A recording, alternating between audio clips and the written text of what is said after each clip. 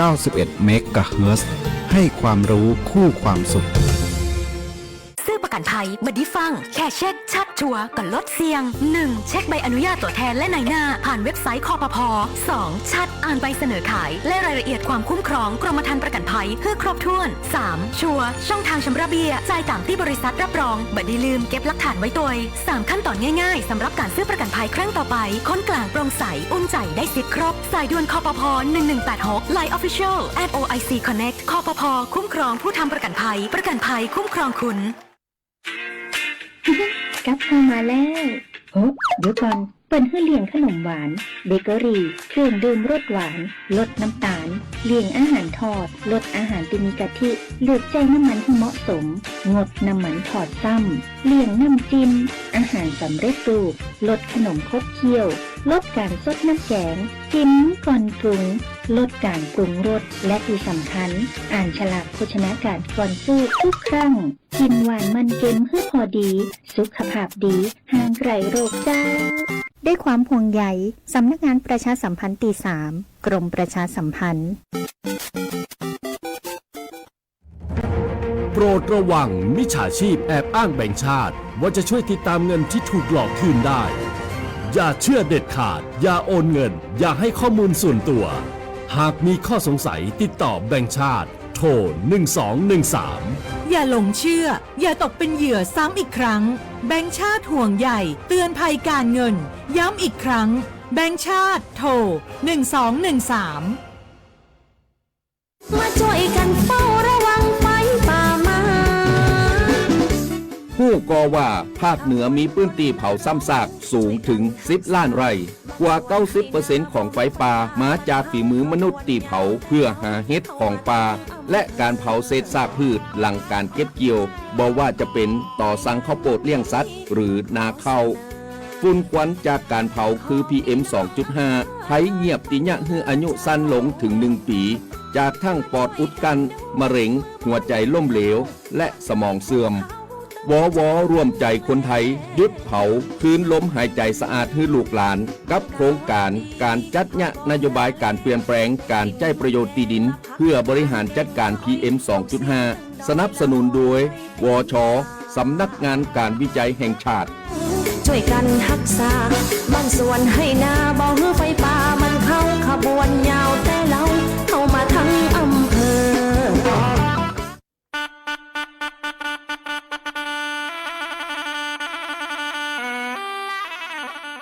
รู้หรือไม่ว่าเหนือใต้เราเชื่อมโยงกันภาษาเจ๊เหหรือภาษาตากใบเป็นภาษาถิ่นที่พูดกันในอำเภอตากใบจังหวัดนราธิวาสมีลักษณะเฉพาะตัวจากการผสมผสานระหว่างภาษาสุโขทัยโบราณภาษาใต้และภาษามลายูภาษาเจ๊เหจึงมีความโดดเด่นที่สำเนียงเนิบช้าและนุ่มนวลเป็นมรดกทางวัฒนธรรมที่กำลังเสี่ยงต่อการสูญหายภาษาเจ๊เหจึงสะท้อนได้ว่าแผ่นดินไทยเหนือใต้เป็นสายสัมพันธ์ที่เชื่อมโยงกันศาสนาภาษาวัฒนธรรมความรักความเข้าใจความสามัคคีและความผูกพันเป็นพื้นฐานสำคัญในการสร้างสันติสุขที่ยั่งยืนสำนักงานประชาสัมพันธ์ที่ 3 กรมประชาสัมพันธ์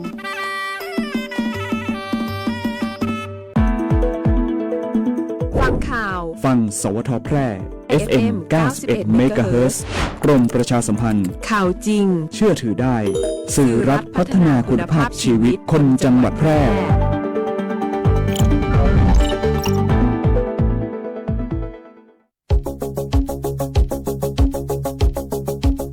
ข่าวสารฉับไวใกล้ตัวบริการทันใจร่วมแรงร่วมใจงานบ้านงานบุญประกวดราคาโปร่งใสและติดตามสภาพอากาศประจำวันโดยทีมข่าวสวทแพร่ FM 91 เมกะเฮิรตซ์สถานีข่าวดีของประชาชนคนเมืองแพร่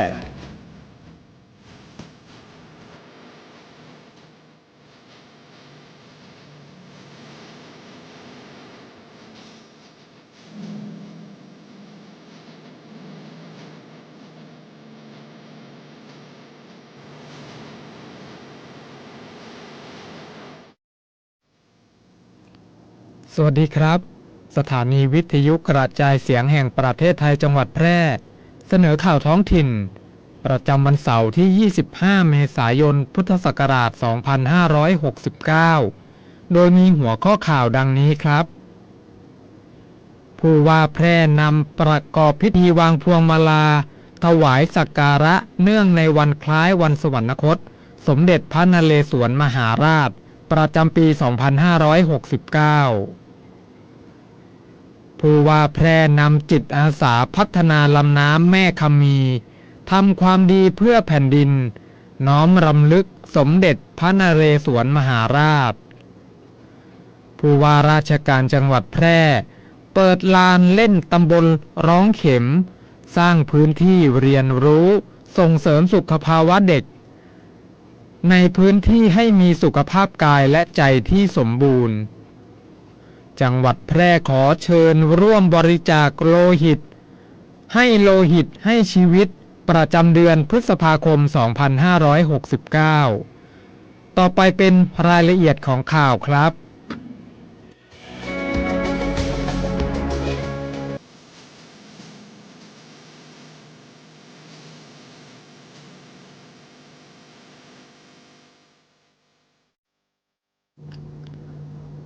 ผู้ว่าราชการจังหวัดแพร่นำประกอบพิธีวางพวงมาลาถวายราชสักการะ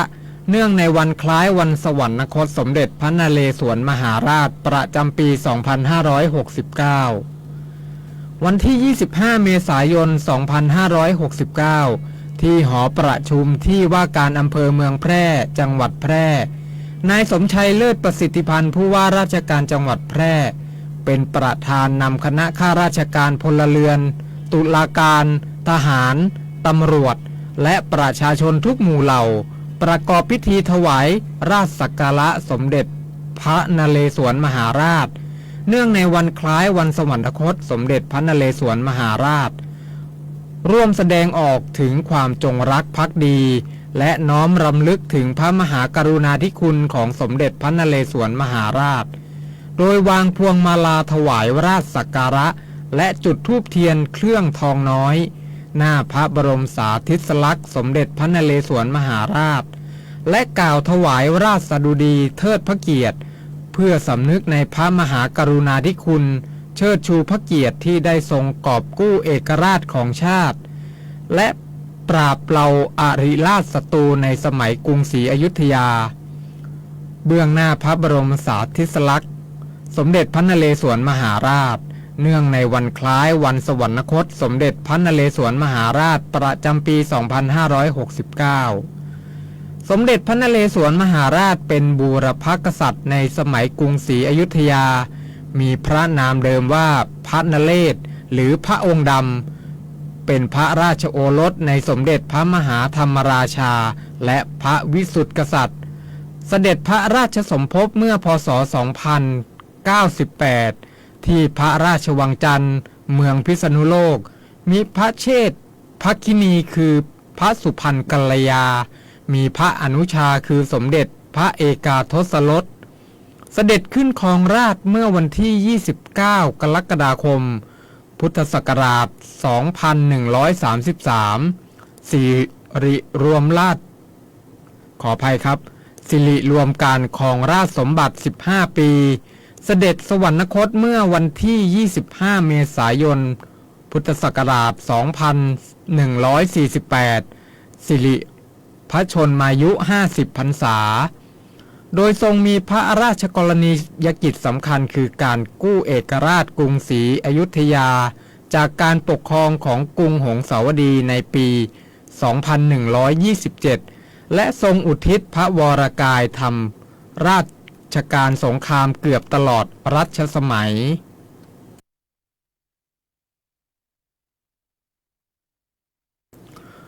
ผู้ว่าราชการจังหวัดแพร่นำจิตอาสาพัฒนาลำน้ำแม่คำมีทำความดีเพื่อแผ่นดินน้อมสำนึกสมเด็จขออภัยครับน้อมรำลึกสมเด็จพระนเรศวรมหาราชวันที่ 25 เมษายน 2569 นายสมชัยเลิศประสิทธิพันธ์ผู้ว่าราชการจังหวัดแพร่นำคณะนายอำเภอหัวหน้าส่วนราชการทหารตำรวจและประชาชนจิตอาสาจังหวัดแพร่ ร่วมกิจกรรมโครงการจิตอาสาพัฒนาณลำน้ำแม่คำมี หมู่ที่ 2 ตำบลร้องเข็ม อำเภอร้องกวาง จังหวัดแพร่ ภายใต้แนวคิดเราทำความดีเพื่อชาติศาสตร์กษัตริย์เนื่องในวันคล้ายวันสวรรคตของสมเด็จพระนเรศวรมหาราช โดยร่วมกันบำเพ็ญสาธารณประโยชน์ด้วยการทำความสะอาดเก็บขยะปล่อยพันธุ์สัตว์น้ำลงสู่ลำน้ำแม่คำมีพร้อมทั้งปรับภูมิทัศน์โดยรอบและทาสีสะพานเพื่อฟื้นฟูสิ่งแวดล้อมและสร้างความเป็นระเบียบเรียบร้อยให้กับชุมชนโอกาสนี้ผู้ว่าราชการจังหวัดแพร่ได้กล่าวคำน้อมสำนึกในพระมหากรุณาธิคุณขอ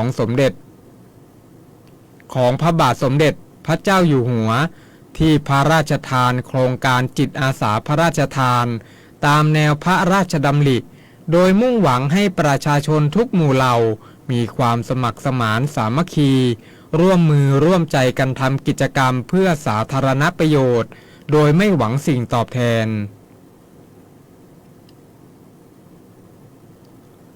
ผู้ว่าราชการจังหวัดแพร่เปิดลานเล่นตำบลร้องเข็มสร้างพื้นที่เรียนรู้ส่งเสริมสุขภาวะเด็กเยาวชนในพื้นที่ให้มีสุขภาพกายและสุขภาพใจที่สมบูรณ์วันนี้เวลา 10:30 นาที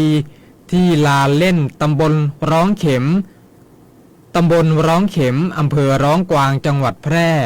นายสมชัยเลิศประสิทธิพันธ์ผู้ว่าราชการจังหวัดแพร่เป็นประธานในพิธีเปิดลานเล่นตำบลร้องเข็มเพื่อส่งเสริมการพัฒนาเด็กและเยาวชนในพื้นที่ให้มีสุขภาพกายและสุขภาพใจที่สมบูรณ์มุ่งเน้นให้เป็นพื้นที่สร้างสรรค์สำหรับเด็กเยาวชนและคนทุกช่วงวัยโดยใช้การเล่นเป็นเครื่องมือสำคัญในการเรียนรู้เสริมสร้างพัฒนาการด้านร่างกายอารมณ์สติปัญญาและทักษะทางสังคมควบคู่กับการส่งเสริมกิจกรรมทางกายซึ่งช่วยเสริมสร้างสุขภาพป้องกันโรคและสร้างภูมิคุ้มกันให้กับร่างกายโดยความร่วมมือของคณะทำงานลานเล่นตำบลร้องเข็มที่เล็งเห็นความสำคัญในการแก้ไขปัญหาเด็กและเยาวชนในพื้นที่โดยได้รับการสนับสนุนที่ก่อสร้างจากณรงค์เข็มทองหมู่ที่ 7 ตำบลร้องเข็มและได้รับการสนับสนุนงบประมาณจากสำนักงานกองทุนสนับสนุนการสำนักงานกองทุนสนับสนุนการสร้างเสริมสุขภาพผ่านสำนักสนับสนุนสุขภาวะเด็กเยาวชนและครอบครัวร่วมกับศูนย์สร้างสรรค์เพื่อการพัฒนาสังคมและสิ่งแวดล้อมจังหวัดแพร่หรือกลุ่มพลังโจโดยเริ่มดำเนินการก่อสร้างตั้งแต่วันที่ 8 มีนาคม 2569 ทั้งนี้จากการสำรวจข้อมูลพบว่าเด็กและเยาวชนในตำบลร้องเข็มประสบปัญหาด้านสุขภาพและพฤติกรรมหลายประการอาทิมีกิจกรรมทางกายลดลงเริ่มมีภาวะน้ำหนักเกินรูปร่างไม่สมส่วนรวมถึงมีความเสี่ยงต่อพฤติกรรมไม่เหมาะสมเช่นการเข้าไปเกี่ยวข้องกับปัญหายาเสพติดและอบายมุขใช้เวลาว่างไม่เกิดประโยชน์และมีพัฒนาการไม่สมวัยซึ่งอาจส่งผลกระทบต่อสุขภาพในระยะยาวตลอดจนขาดทักษะการอยู่ร่วมกันในสังคมจังหวัดแพร่ขอเชิญร่วมบริจาคโลหิตให้โลหิตให้ชีวิตประจำเดือนพฤษภาคม 2569 สำนักงานสาธารณสุขจังหวัดแพร่ร่วมกับโรงพยาบาลแพร่และเหล่ากาชาดจังหวัดแพร่ขอเชิญชวนประชาชนผู้มีจิตศรัทธาร่วมเป็นส่วนหนึ่งในการช่วยเหลือเพื่อนมนุษย์ผ่านกิจกรรมออกหน่วยรับบริจาคโลหิตเคลื่อนที่เพื่อนำโลหิตที่ได้รับไปช่วยเหลือผู้ป่วยผู้เกิดอุบัติเหตุผู้ป่วยผ่าตัดผู้ป่วยโรคทาลัสซีเมียผู้ป่วยมะเร็งและผู้ป่วยอื่นๆที่มีความต้องการโลหิตในการรักษา โดยมีกำหนดการออกหน่วยรับบริจาคโลหิตในพื้นที่จังหวัดแพร่ดังนี้ ครั้งที่ 1 วันพฤหัสบดีที่ 7 พฤษภาคม 2569 ตั้งแต่เวลา 8:30 นาทีจนถึงเวลา 12 นาฬิกา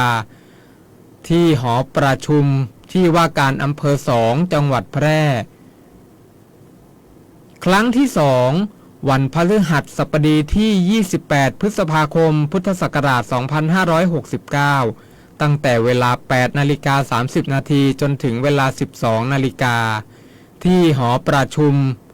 ที่ว่าการอำเภอรองจังหวัดแพร่ คุณสมบัติของผู้บริจาคโลหิตมีอายุระหว่าง 17 ถึง 65 ปี น้ำหนักตัวตั้งแต่ 45 กิโลกรัมขึ้นไป มีสุขภาพร่างกายแข็งแรงสมบูรณ์ ควรพักผ่อนให้เพียงพอ และรับประทานอาหารให้เรียบร้อยก่อนการบริจาค การบริจาคโลหิตเพียง1 คนสามารถช่วยเหลือผู้ป่วยได้อีกหลายคน และแนะนำให้บริจาคโลหิตอย่างต่อเนื่องทุกๆ 3 เดือน เพื่อรักษาระดับโลหิตสำรองให้เพียงพอ สวัสดีเจ้าน้ำตาลพิจักคณะนะเจ้า ขอเชิญชวนฮีโร่เจ้าประจำตีสัญญาว่าจะมาบริจาคเลือดตึง3 เดือน และคนตีมาบริจาคเตือแรกอยากให้อยู่ด้วยกันเป็นหมื่นๆส่วนคนตีหายไปหมู่เฮายังรอคุณปิกมาหาเสมอนะเจ้าสำหรับไผ่ที่ยังบ่เคยบริจาคเลือดมาลองเป็นผู้ฮื้อและมาเป็นครอบครัวเดียวกันเนอะเจ้าเพราะทุกวินาทีคือโอกาสช่วยชีวิตการฮื้อเลือดเลยเป็นเรื่องที่รอวันผูกบ่ได้ติดตาม Give But Now ฮื้อเลือดฮื้อได้ฮื้อเลยได้ทุกแพลตฟอร์ม Official ของศูนย์บริการโลหิตแห่งชาติสภากาชาดไทยเจ้าก ฎหมายง่ายจังแค่ฟังก็เข้าใจโดยสำนักงานกิจการยุติธรรม ตอนเป็นหนี้ศาลจะสั่งอายัดเงินเดือนไหม เธอเป็นอะไรอ่ะเห็นช่วงนี้เครียดมีเรื่องอะไรหรือเปล่าก็เรื่องหนี้สินที่ฉันเพิ่งไปโดนหมายศาลเรียกนั่นแหละอ้าวทำไมล่ะยังไม่ถึงวันนัดเลยนี่ก็ใช่นะสิแต่ฉันกลัวโดนอายัดเงินเดือนนะตามกฎหมายแล้วลูกจ้างที่เป็นหนี้ตามคำพิพากษาหากไม่มีทรัพย์สินอื่นก็จะโดนอายัดเงินเดือนแทนแต่ปัจจุบันกฎหมายแก้ไขตามสภาพเศรษฐกิจและสังคมลูกจ้างที่เป็นหนี้ที่เงินเดือนต่ำกว่า 20,000 บาทห้ามอายัดเงินเดือนโดยมีผลบังคับใช้ตั้งแต่วันที่ 4 กันยายน 2560 ที่ผ่านมาแต่กฎหมายไม่ได้สนับสนุนให้คนที่มีเงินเดือนต่ำกว่า 20,000 เป็นหนี้นะคะใช้เงินแบบพอเพียงกันดีกว่าค่ะลดภาระหนี้สินและยังมีเงินเก็บอีกด้วยนะคะเห็นไหมเธอเงินเดือนไม่ถึง 20,000 น่ะไม่โดนหรอกอย่ากลัวไปเลยหากสงสัยเรื่องกฎหมายหรือได้รับความไม่เป็นธรรมติดต่อสำนักงานยุติธรรมจังหวัดทั่วประเทศหรือโทรสายด่วนยุติธรรม1111กด77นะจะบอกให้ติดตามพยากรณ์อากาศประจำวันจากสถานีอุตุนิยมวิทยาแพร่วันเสาร์ที่ 25 เมษายน พุทธศักราช 2569 บริเวณด้านตะวันตกและด้านล่างของภาคตะวันออกเฉียงเหนือ ภาคเหนือ ภาคกลาง รวมทั้งกรุงเทพมหานครและปริมณฑลและภาคตะวันออกของประเทศไทยจะมีพายุฤดูร้อนเกิดขึ้นโดยมีลักษณะของพายุฝนลมกระโชกแรงลูกเห็บตกและฝนตกหนักบางแห่งรวมถึงอาจมีฝนฟ้าคะนองฟ้าผ่าเกิดขึ้นได้ในบางพื้นที่เนื่องจากบริเวณความกดอากาศสูงหรือมวลอากาศเย็นจากประเทศจีนแผ่ลงมาปกคลุมภาคตะวันออกเฉียงเหนือและทะเลจีนใต้ในขณะที่ประเทศไทยตอนบนมีอากาศร้อนขอให้ประชาชนในบริเวณดังกล่าวระวังอันตรายจากพายุฤดูร้อนโดยหลีกเลี่ยงการอยู่ในที่โล่งแจ้งใต้ต้นไม้ใหญ่สิ่งปลูกสร้างและป้ายโฆษณาที่ไม่แข็งแรงสำหรับเกษตรกรควรเสริมความแข็งแรงให้ไม้ผลและเตรียมการป้องกันความเสียหายที่อาจเกิดขึ้นกับผลผลิตทางการเกษตรและสัตว์เลี้ยงรวมทั้งดูแลรักษาสุขภาพในช่วงที่สภาพอากาศเปลี่ยนแปลงไว้ด้วยสำหรับภาคใต้มีฝนฟ้าคะนองบางแห่งเนื่องจากลมตะวันออกและลมตะวันออกเฉียงใต้พัดปกคลุมอ่าวไทยภาคใต้ และทะเลอันดามันส่วนบริเวณอ่าวไทยมีคลื่นสูงประมาณ1เมตรบริเวณที่มีฝนฟ้าคะนองคลื่นสูงมากกว่า1เมตรขอให้ชาวเรือหลีกเลี่ยงการเดินเรือในบริเวณที่มีฝนฟ้าคะนองทางด้านฝุ่นละอองในระยะนี้ภาคเหนือและภาคกลางตอนบนมีการสะสมของฝุ่นละอองหรือหมอกควันอยู่ในเกณฑ์เกินมาตรฐานเนื่องจากความหนาแน่นของจุดความร้อนบริเวณภาคเหนือและบริเวณใกล้เคียงมีมากกว่าความสามารถของการระบายอากาศขอให้ประชาชนหลีกเลี่ยงการอยู่ในที่โล่งและควรสวมหน้ากาก N95 เพื่อความปลอดภัยเมื่ออยู่นอกอาคารพยากรณ์อากาศบริเวณภาคเหนืออากาศร้อนโดยทั่วไปกับมีฟ้าหลัวในตอนกลางวันโดยมีพายุฝนฟ้าคะนอง60%ของพื้นที่กับมีลมกระโชกแรงและลูกเห็บตกบางแห่งส่วนมากบริเวณจังหวัดแม่ฮ่องสอนเชียงใหม่เชียงรายลำพูนลำปางพะเยาน่านแพร่อุตรดิตถ์ตากสุโขทัยพิษณุโลกพิจิตรกำแพงเพชรและเพชรบูรณ์อุณหภูมิต่ำสุด 23-28 องศาเซลเซียสอุณหภูมิสูงสุด 36-38 องศาเซลเซียสลมตะวันตกเฉียงใต้ความเร็ว 5-15 กิโลเมตรต่อชั่วโมง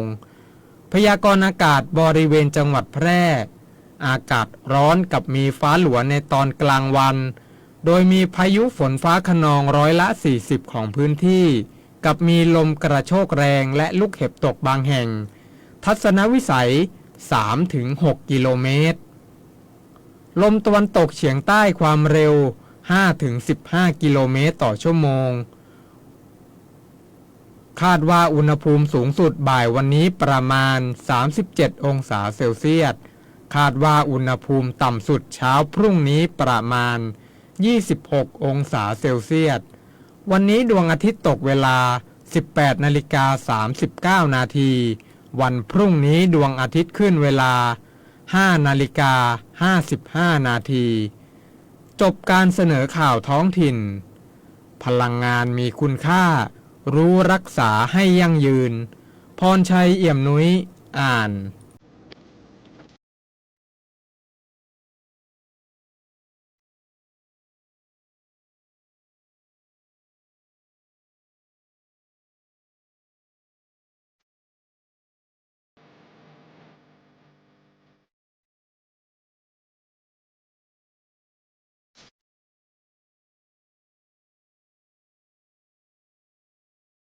สำนักงานคปภ.มีภารกิจหลักในการกำกับดูแลให้ธุรกิจประกันภัยดำเนินไปอย่างถูกต้องตามหลักธรรมาภิบาลส่งเสริมให้ประชาชนเข้าถึงระบบประกันภัยได้ในทุกมิติคุ้มครองสิทธิผู้ย่าประกันภัยเพื่อได้รับความเป็นธรรมอย่างแท้จริงพร้อมอยู่เคียงข้างผู้คนในทุกช่วงเวลาของชีวิตทุกเรื่องประกันภัยโทรสายด่วนคปภ.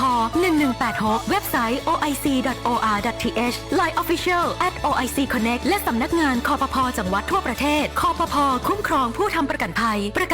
คุ้มครองคุณชาวแพร่ฟังทางนี้ The World of Beacon ฉลองครบรอบ27 ปีจัดหนักซัมเมอร์เซลล์ร้านแว่นตาที่ใหญ่ที่สุดในจังหวัดแพร่ขนแว่นตามาให้เลือกกว่าพันแบบแบรนด์ดังมากมายลดเน้น 20-80% พิเศษสุดๆแว่นกันแดดเริ่มต้น90 บาทแถมยังมีโปร1แถม1อีกด้วยน้องๆนักเรียนนักศึกษาอย่าพลาดโปรเปิดเทอมกรอบแว่นตาพร้อมเลนแค่890 บาทเท่านั้นเจอกันที่ The World of Beacon แยกน้ำทองคุ้มขนาดนี้ไม่มีอีกแล้วจ้า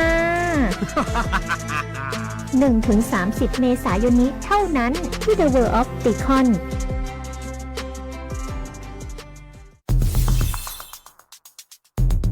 แค่ 3 ปีความเสียหายจากอาชญากรรมไซเบอร์ของคนไทยพุ่งทะลุถึง 94,000 ล้านบาทหรือเฉลี่ยปีละ 30,000 ล้านบาททุก1ชั่วโมงเราเสียเงินกว่า 3.4 ล้านบาทให้กับมิจฉาชีพออนไลน์โจรไม่เห็นใจคนอาชีพไหนอายุเท่าไหร่สถานะทางการเงินแบบใดหมอพ่อค้านักธุรกิจนักเรียนแม่บ้านข้าราชการเกษียณ ทุกคนตกเป็นเหยื่อได้เสมอ และวันหนึ่งอาจเป็นคุณหรือคนที่คุณรักเพราะจุดอ่อนร่วมของเหยื่อคือความเร่งรีบขาดสติหรือแม้แต่บางครั้งก็เกิดความโลภจนเกินไปอย่าปล่อยให้การกดคลิกเดียวลิงก์เดียวทำให้โจรยิ้มกว้างวันนี้ถึงเวลาแล้วที่คนไทยทุกคนจะต้องร่วมมือกันสร้างภูมิคุ้มกันอาชญากรรมไซเบอร์ช่วยกันหยุดก่อนที่ภัยไซเบอร์จะทำให้คนที่คุณรักและตัวคุณเองกลายเป็นเหยื่อ